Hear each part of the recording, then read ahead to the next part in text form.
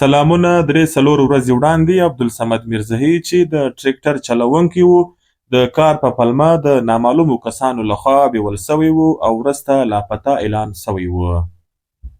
دا کوم ټریکټر لوبولی دی دا اوس 10 منټه کېږي دا ټریکټر د بادني په بازار کې یاد سوی دی چې له بازاره دی وتلی نو والله اولا ستا د افغانستان په خوا ولاړې د کیشوتو په خوا ولاړې په ټریکټر په ټیله هم تړلي ده او یو سړی په موټرسایکل ورسره دی نو د سیمو خلکو د هغه د موندنې لپاره پرله پسې هڅې وکړې خو له بده مرغه پرون د غمجن خبر پخلی وسو چې د عبدالصمد میرزهي جسد وموندل سو.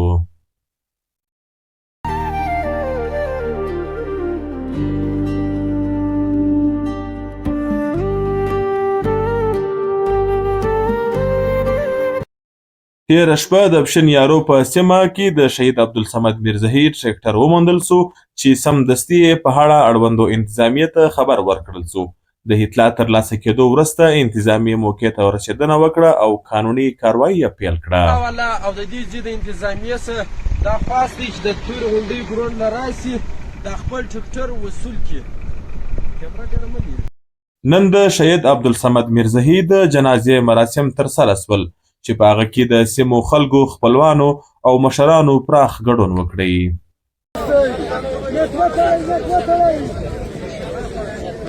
الله اکبر.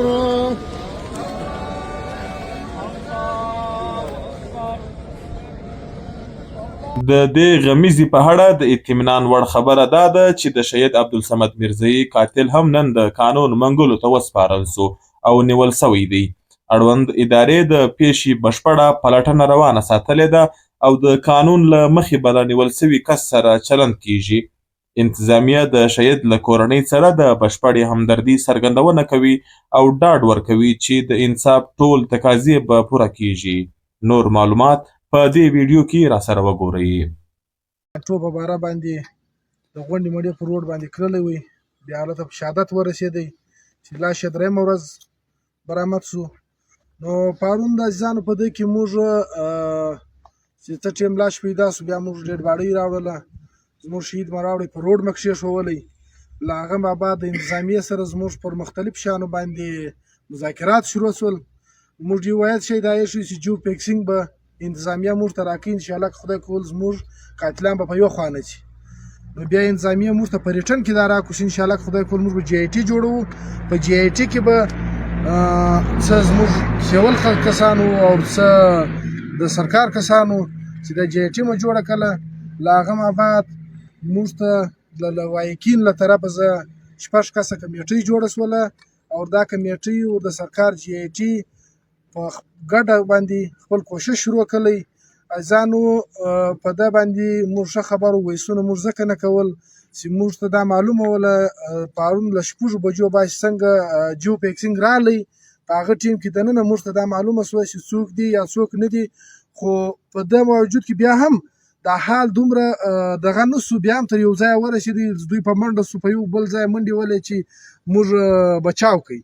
نو د بچاوېدو کوشش که په یو صورت نه کېدلی. له هغه نه بعد موږ راووتو د شپې پر 12 بجه باندې پښین راورسېدو. نو په پښین مختلف ځایو کې کوټه پښین مختلف ځایو کې چاپې شروع وې او موږ د اس پي شاهرخ صاحب د ډي اس پي عاشق خټک صاحب او نور چې په جی آی ټي کې له موږ سره کم کسان وو چیرمن سید اکبر صاحب وو ملک حضرت صاحب وو او ایډیکیټ حیات صاحب وو له موږ سره چیرمن صاحب دا کمیټۍ. نو نن سهار تقریبا انشاءالله نیمه ګنټه له مخکې موږ ته کامیابي میلاو سوه چې کوم زموږ قاتل وو هغه ګرفتاره سولی. نو انشاءالله که خدای کول اوس موږ له پښینه زدای دروځو د کلاس اپلا پر طرف باندې چیرمن صاحب نور مزید کوم کسان چې دي انشاءالله که خدای کول بس اوس به لاس له راځي چیرمن صاحب خپله خبره وکړي. مزید به هم انشاءالله که خدای کول امین الله صاحبزاده صاحب ته خبره وکړه مزید به هم کاروایي جاري وي دغه رنګه انشاءالله العزیز پاتې نه لري. د